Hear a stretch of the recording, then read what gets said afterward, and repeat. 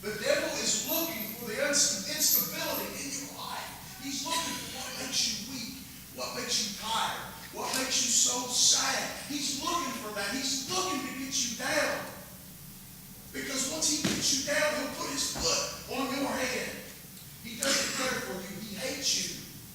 Jeremy, he hates you and he hates me. Brother Jim, he hates us, doesn't he? And he's going to hate us even more here in a little while. Because what's unstable, you're going to make it stable.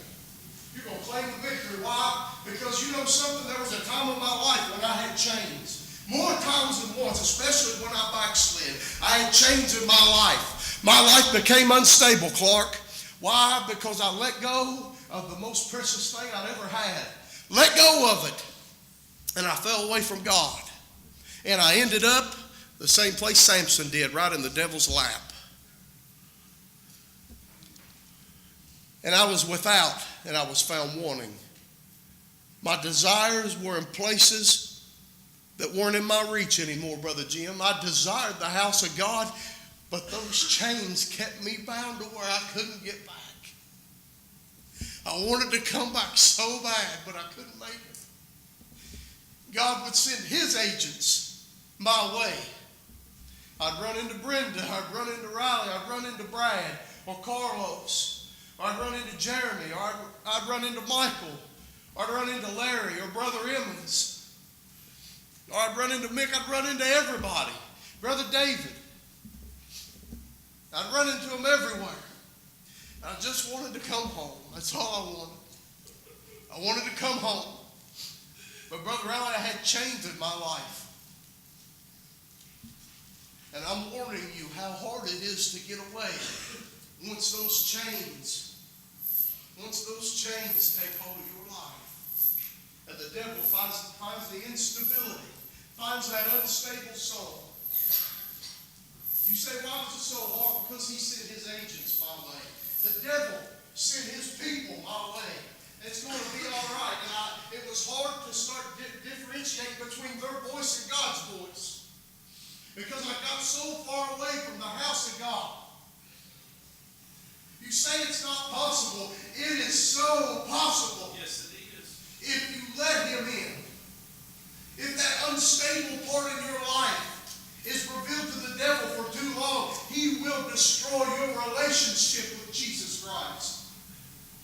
And he'll separate you from the Lord because you're going to let him. Because he makes you so weak that you can't stand for yourself. And then comes to the truth that we are not strong unless Jesus Christ is the strength of our life. Amen.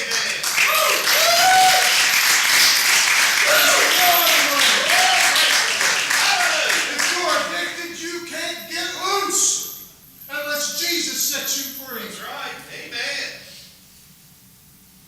They're going to come looking for you. Matter of fact, he's already got them lined out. Tomorrow morning when the school bells ring, the devil's agents are on the move. That's right. They might even be your teacher. Might even be that science teacher that's going to tell you you need to have an open mind. You tell him that, Mom, he just opened the Bible. That's where our mind belongs, isn't it? They're going to tell you you need to have an open mind. That's an agent of the devil. Why? Because it is a lie conjured up by the devil. Amen. We didn't come from monkeys, we came from God. Amen. Yes, Lord. Wow, it's the truth. Yes, it is. But tonight, my God is still blessing us with free will. Yes, he did. While we are basing in the dispensation of grace, while we are able, and while we are able to walk, and while we're able to talk, while I'm on this side of eternity, and I want to make heaven my home. Sometimes it's hard. Fighting my own demons, trying to keep them out of my life. That familiar voice. So the devil just keeps chiming in. But I'm still here, and it's because of the Lord. There's no other way, Brother Charlie, I can ever make it without his grace. Without his strength, without his mercy, without his power. Oh, yes. With these chains in your life, you have no power. You have no power. With these chains in your life, you have no strength. You have no strength. With these chains in your life, sometimes the truth is hard to find, hard for you to accept. It's time to get rid of the chains in your life.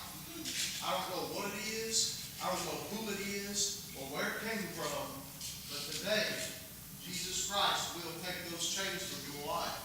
He told you so. And he'll tell you so if you read that word. He'll tell you, I don't care what time of the day it is, or where you're from, or what you're doing. Whatever chain that is, you need to give it to him. Yes. Why? Because what happens if that chain doesn't come out of your life? It's like a festering piece of wood in your hand. It just keeps getting infected and infected and infected until finally, your body can't take it anymore. You have to get rid of that out of your life. I pray for my son all the time, and I ask him from time to time, do you know that you're going to make it to heaven? Some people say you ought to ask a child that. Well, what do you ask your child? What do you ask them? How was school? That's fine. That'll get them through 18 years. How was college? Did you do well? I want my child to grow up and have a good job. I want my child to be successful. Well, my definition of successful for my child is somebody that grows up and gives thanks for everything he has to the Lord. He comes to the Lord before he'll come to me.